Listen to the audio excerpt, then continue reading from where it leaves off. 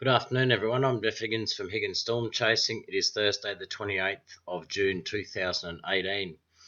Okay, as the first winter rainfall system almost comes to an end, the second one is building just behind it. We'll go on and have a look at that in a minute. But currently, there is an upper low trough of cold air there over southern New South Wales currently, and it is continuing to produce a band of showers, rain areas, and some isolated storms through central inland New South Wales. Now, this is heading towards the coast, towards Sydney, as we speak, and should arrive in a few hours' time with probably around 10 millimetres of rain.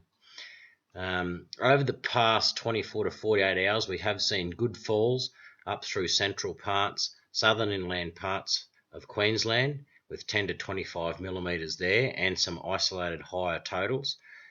As well here around the Sunshine Coast, there's been falls of 30 to 50 millimetres.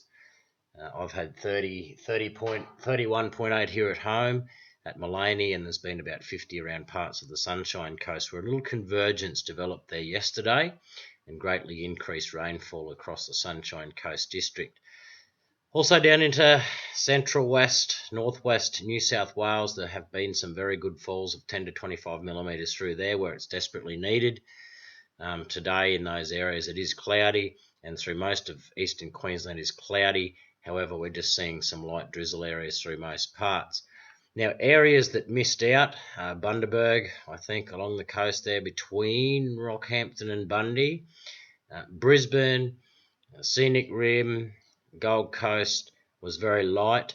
The southern half of the Darling Downs and Granite Belt only saw a couple of millimetres, and then the northeast quarter of New South Wales also has only seen a couple of millimetres from this first system.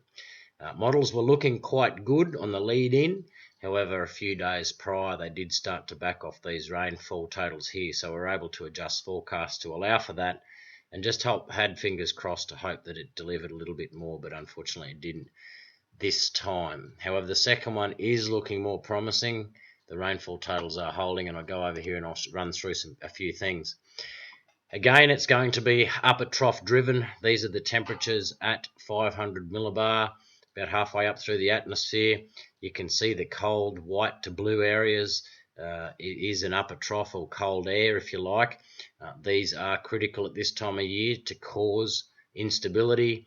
They draw up all the moisture coming in off the ocean and turn it into rain, but you need that cold air to create instability. So here on Sunday you can see that the upper trough is starting to develop and edge down through southwest Queensland, southern inland Queensland, across southeast Queensland and into northeast New South Wales there on Sunday. Now, areas to the west are too dry, but we do have a surface trough running through here, which I'll show you shortly, which will feed in the moisture.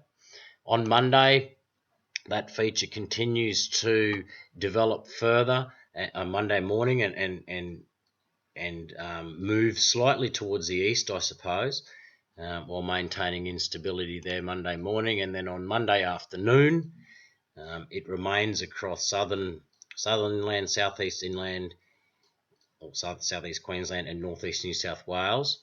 There is some potential for good falls through eastern Queensland as well. We'll move on and show you that shortly.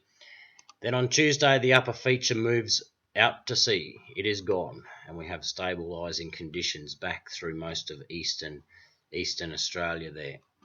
Let's move over here to, that was by BSCH, let's go over here to Windy now, and we'll have a look at some surface features which are important to the development. You know that the upper trough is going to be sitting over here, destabilising the area. However, where is our moisture coming from?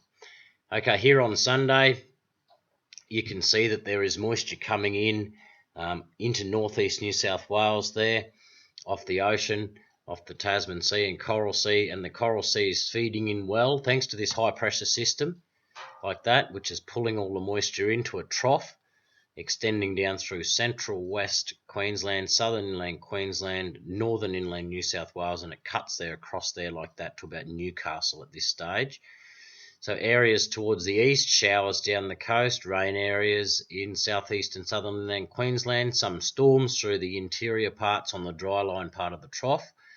and then some rain and showers through northeast parts of New South Wales on Monday as that trough on Sunday, as that trough develops. Now on Monday the trough develops a little bit further. You can still see, depends which model you look at, I'm trying to bring it up best for you. This is the GFS model there. On Monday you can still see that there are a good amounts of moisture being drug in off the ocean, feeding the trough in through the inland like that.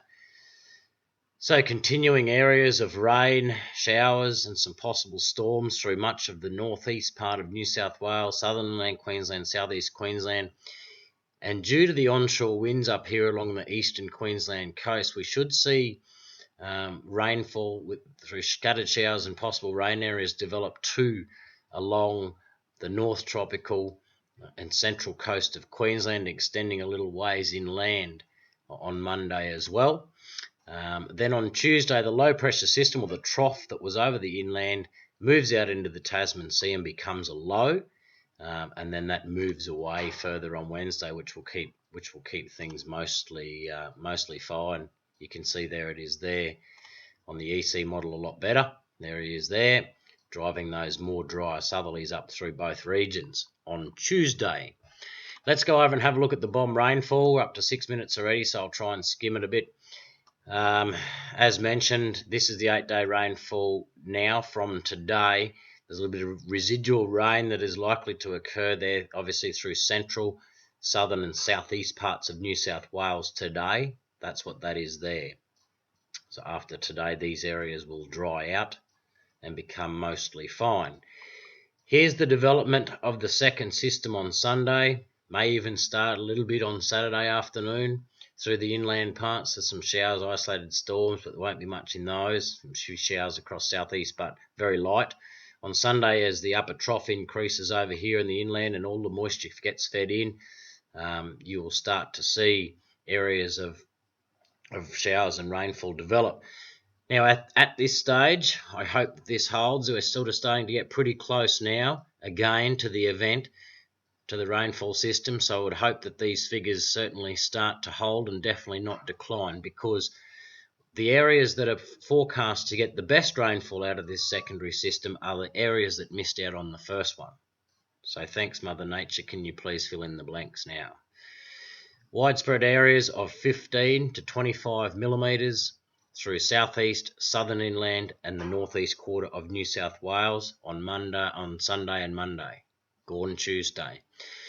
Lighter falls up through central inland and northern inland Queensland. However, along the coast you can start to see areas of at least, say, 15 to 25 millimetres there from around about Mackay North.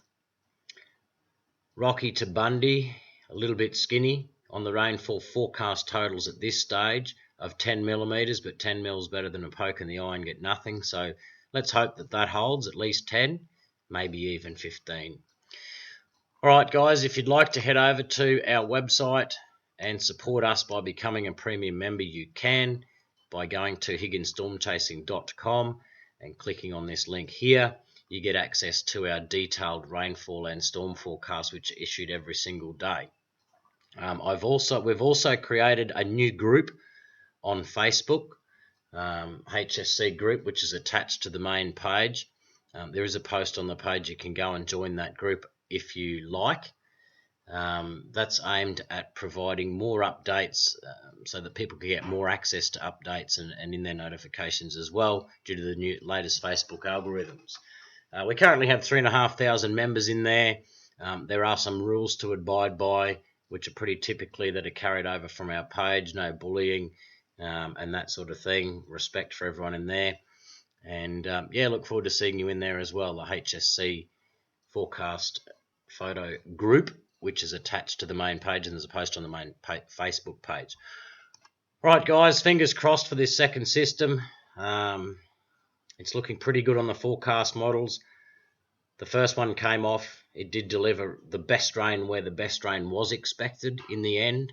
The areas that missed out, unfortunately, they were backed off a few days prior, and that's what happened. That can and does happen, but we certainly hope that the next one, where it's showing the heaviest falls over these regions, holds that now and comes off. Alright guys, thanks for watching and stay safe. We'll talk to you on the next video update, which is most likely would occur either Friday or Saturday. Probably Saturday at this stage, so we can do some late changes if if required.